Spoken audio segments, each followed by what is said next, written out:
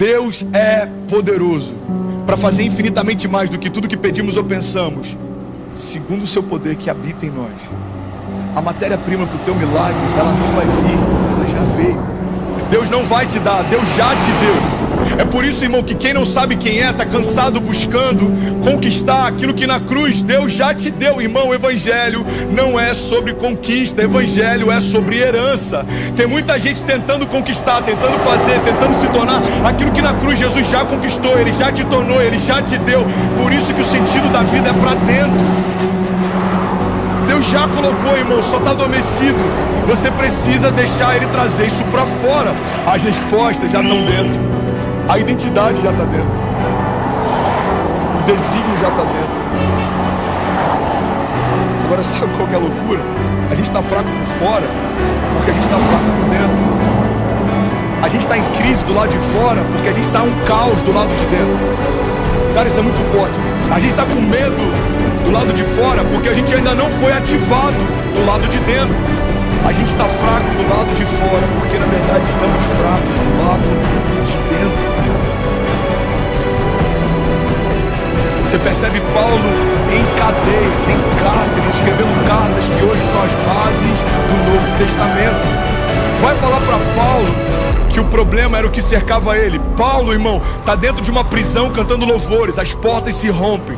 Paulo está dentro de uma masmorra, de uma prisão, escrevendo cartas que a gente lê e são a base do Novo Testamento até hoje. Paulo naufraga, chega numa ilha, picado por uma serpente, começa a curar pessoas. Não tinha tempo ruim para Paulo. Por quê? Porque os tempos eram favoráveis? Não, porque ele não era mais refém do tempo. Ele fala, agora eu considero viver é Cristo, morrer é lucro. Irmão, Paulo entendeu que o sentido da vida era para dentro. Havia um leão que despertou dentro de Paulo. Então não importa o que diziam sobre ele, o que pensavam sobre ele, o que faziam contra ele. Eu sei quem eu sou, eu sei o que eu posso e eu vou até o final, porque Deus disse que faria.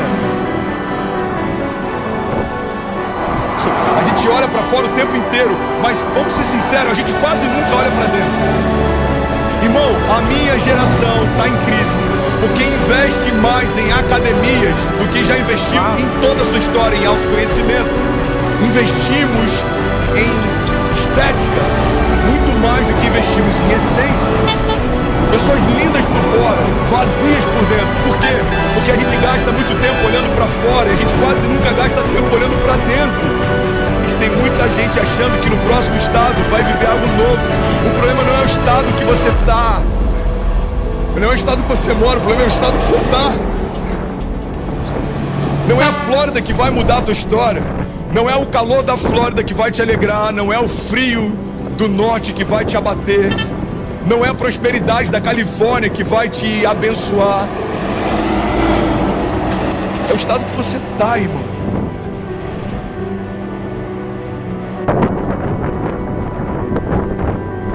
A gente vê bilionários que tiram a própria vida porque se tornaram milionários. O problema dele não era a fortuna, o problema dele era a pobreza. Ele era tão pobre que ele só tinha o dinheiro. É por isso que é possível um compositor não ouvir ou um pintor não enxergar, porque ele acessou o mundo interior. Ele só está trazendo para fora aquilo que ele já acessou dentro. Vai, coloca para fora a vida que o Senhor já depositou dentro. Existe um leão dentro de nós, irmão. Nós somos quem Ele diz que nós somos. Existe um leão dentro de nós. O problema é que tem muita gente miando quando já deveria estar rugindo, irmão. Para de miar, porque ninguém que se compadece de você pode mudar a tua história.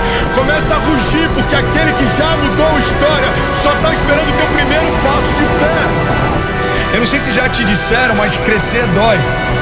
Os sociólogos têm chamado a nossa geração de geração Peter Pan. Uma geração que vive na terra do nunca e que está o tempo inteiro buscando conforto. Uma geração que quer ser poupada dos processos, que quer ser poupada das dores do processo. O problema é que quando eu sou poupado da dor do processo, eu estou sendo afastado também da oportunidade do crescimento. Irmão, se você tem sentido dor, se alegra, existe algo sendo gerado em você. Existe um crescimento sendo gerado em você. Existe uma força que brota em meio à minha dor. Tem muita gente desistindo, irmão, dos processos porque se esqueceu do propósito. O O que a gente aprende com isso é que às vezes a gente consegue vencer a dor no início da jornada, mas o que vai mudar a nossa história é se a gente conseguir vencer a dor no meio do caminho. A dor não é um problema, o problema é viver algo vazio.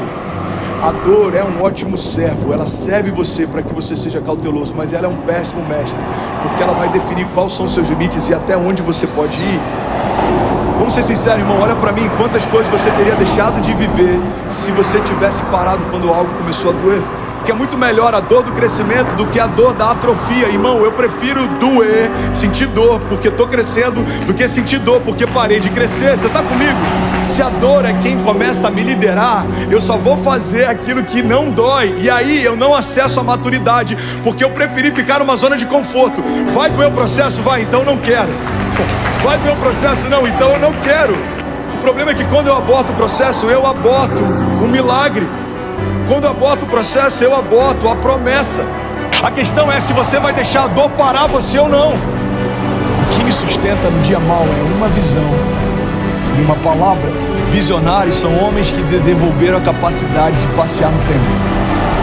Então eles foram no futuro, viram coisas e voltaram para o presente para contar o que viram. Todo visionário consegue ver além do seu tempo. Todo visionário tem uma visão que vai além das suas circunstâncias. Todo visionário consegue ver além da sua dor. Porque tinha dor na construção da arca, mas existia uma visão que fazia com que Noé não parasse. Tinha dor durante a jornada de Pedro, em meio a cativeiros e prisões, mas existia uma visão que fazia com que ele suportasse a sua dor.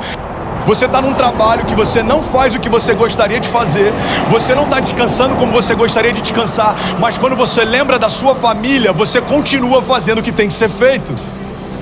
Porque a visão da sua família e do propósito pelo qual você faz o que faz é o que sustenta você no meio do processo. Irmão, se eu me esquecer da visão que Deus me deu para fazer o que eu faço, no primeiro combate, no primeiro conflito, eu paro de fazer o que eu estou fazendo. Eu entendo que o meu problema não é sentir dor no meio da jornada. O meu problema é gastar a única vida que eu tenho para não construir nada que vai falar comigo na eternidade. Você foi criado para criar algo eterno. E é por isso que se você gastar toda a sua vida com coisas que só terminam em você, você pode ter sucesso segundo os critérios dos homens, mas você vai se sentir vazio dentro de si. Por que tem gente que alcança o sucesso profissional e ainda assim se sente vazio? Porque não existe nada pior do que um sucesso completamente vazio de propósito. Então a gente tem que entender que se a minha natureza é criada para a eternidade, a única coisa que preenche ela são frutos que eles vão ser gerados para a eternidade. Você foi gerado para a eternidade. Você deve conhecer centenas de pessoas que tiveram sucesso aos olhos dos homens, mas ainda assim são vazios de Deus. Não tem nada pior do que um sucesso sem propósito. A gente precisa entender que a vergonha de ontem vai se transformar no milagre de hoje. Então uma vergonha familiar pode transformar você num canal de cura para famílias.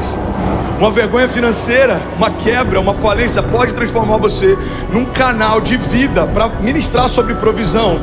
É que em todo o processo da nossa jornada de fé vai existir dor, mas existe uma força que brota dessa dor. Você está comigo? Diga amém. Deus dá uma direção para Noé e ele fala: filho, prepara uma arca. Quando Deus pede para Noé fazer isso, não existia chuva ainda. Então Deus está dando uma direção para que Noé faça algo que não faz sentido, num tempo que não faz sentido. Você está comigo? Você pegou? Então Noé começa a construir o que Deus falou. Noé começa a construir uma arca. Ele passa 1 década, 2 décadas, 3 décadas. Noé está lá, confiante na única palavra que ele recebeu. Ele está construindo a arca. Até que chega um tempo em que a chuva começa a cair. E Deus fala: olha, agora você vai para dentro da arca, fecha as janelas, fecha todas as portas de acesso, para que ninguém entre.